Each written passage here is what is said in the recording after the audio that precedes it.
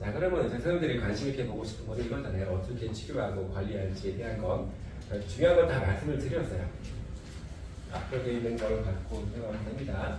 일단은 염증이 있는 거를 없애는 게 우리 중요한 목적일 거고, 염증과 통증을 없애는 거, 그리고 ROM을 입이 잘 안 벌어지니까, 벌어질수록 아프니까 그런 걸 없애는 거, 그리고 심한 경우는 콘트랙처도 그런 어디 유착도 생길 수 있습니다. 특히 수술한 사람들, 유착, 구축 굉장히 많이 생길 수가 있고, 또 아까 말한 여러 가지 근육들에 대한 컨트롤도 좋게 만드는 것도 중요하겠고요.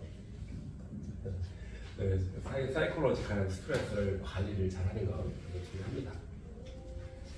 자, 먼저 이제 이걸 알아봐야 돼요. 뭐 때문에 아픈지, 뭐 충격이 있어 아픈 건지, 머슬 때문에 아프면 어떤 머슬이 관여가 되고 있는지 알아볼 필요가 있고, 또 아까 나이는 젊은 사람들이 많다라고 했죠.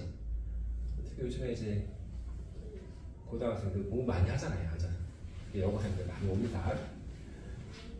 그리고 치료사와의 유대관계도 되게 중요하고요. 이게 심리적인 요인이 굉장히 영향을 크게 미치기 때문에 치료사랑의 유대관계를 잘 맺는 게 되게 중요합니다. 자, 일단은 뭐 TMJ가 있으면 이렇게 보조기 약간 교정장치를 하나 만들어 딱 낄 수 있습니다. 이렇게 권투할 때 마우스피스 하는 것처럼 뭐 교합장치를 만들어서 끼는 경우도 있습니다. 그리고 스트레스가 관리가 안 돼서 아픈 경우라고 하면 심리적인 카운셀링 받아야 되겠죠. 그리고 급성적이든 만성적이든 물리치료가 되게 중요한데, 특히 자세 교정이 안 되면 TMJ는 절대 안 좋아집니다. TMJ 좋게 만들려고 하면 1번 무조건 쉼터 자세를 해야 됩니다. 해야 되고, 그걸 유지할 수 있게 운동치료, 또 습관 운동하는 것도 필요하고, 또 이제 딱딱한 거, 주로 이제 땅콩 같은 거, 호두 입을 게는 없겠지만 단단한 음식들이 있죠. 그런 거는 별로 좋지가 않은 거라 보면 되고, 오징어잖아요. 오징어, 쥐포, 맛있는 거는 다 먹지 말아요. 그런 것들, 딱딱한 음식은 안 좋게 보고, 또 이제 자기들 모르게 자꾸 이빨을 가는 사람들이 있지요. 자기 코 고는 걸 자기 모르잖아요. 이빨 가는 걸 잘 모르잖아요. 그래서 그런 분들의 TMJ가 안 좋아질 가능성이 많기 때문에 나이트가들은 여기 딱 끼는 거예요. 이빨 못 가리게. 딱 잠그는 게 아니라 여기 살짝만 여기 이빨에 딱 끼기만 해도 가리지 않게 하는 그런 장치들이 간단한 것들이 있습니다. 네, 뒤에 그림으로 보여드릴게요. 약물치료라는 경우도 있습니다. 약물치료.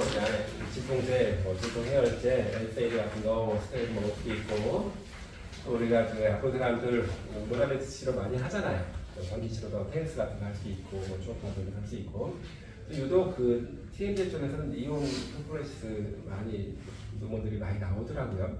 이전에 많이 나왔는데 지금 우리나라에서는 이거 많이 안 하잖아요. 수가가 떨어지는 바람에. 그리고 엑스관 치료가 되게 중요합니다. 자세 교정을 반드시 해야 돼요. 자세 교정 안 하면 절대 안 좋아집니다. 그리고 매뉴얼 치료 같은 것도 할 수 있고요.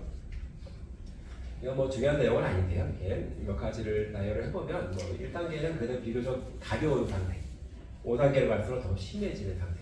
5단계는 수술이 필요할 수도 있습니다. 그러면 디스크가 너무 많이 빠져서 뒤가 아예 다 끊어져 있으면 디스크가 제일치 안 가기 때문에 보조기 수술을 해야 되는데, 수술이 중요한 게 아니라 중요하지만 더 중요한 거는 수술 이후의 관리가 훨씬 더 중요합니다.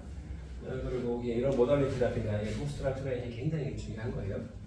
비교적 상태가 양호한 경우에는 물리치료에 잘 반응합니다.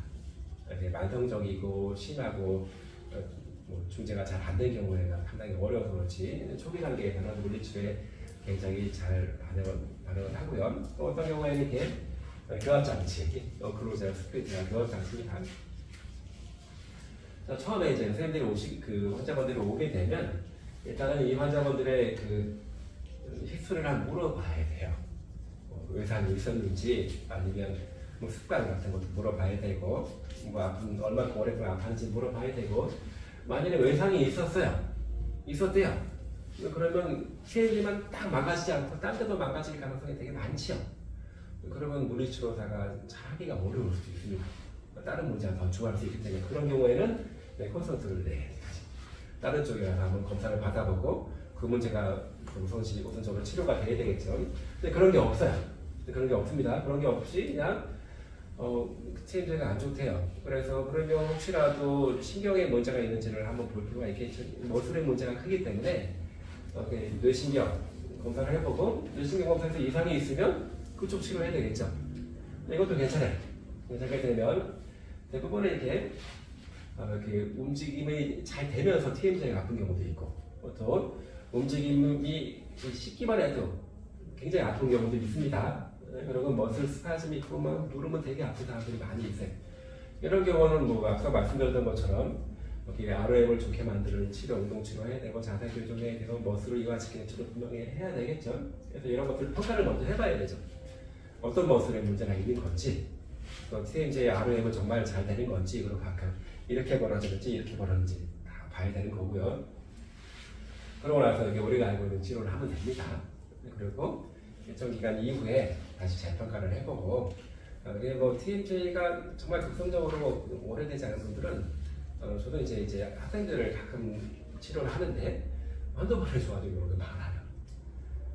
뭐 그거 이제 만성화된 상태에서는 그런 경우는 없을 거라고 보고, 아픈 지 얼마 안 되는 친구들은 바로바로 치료가 된 경우도 있었습니다.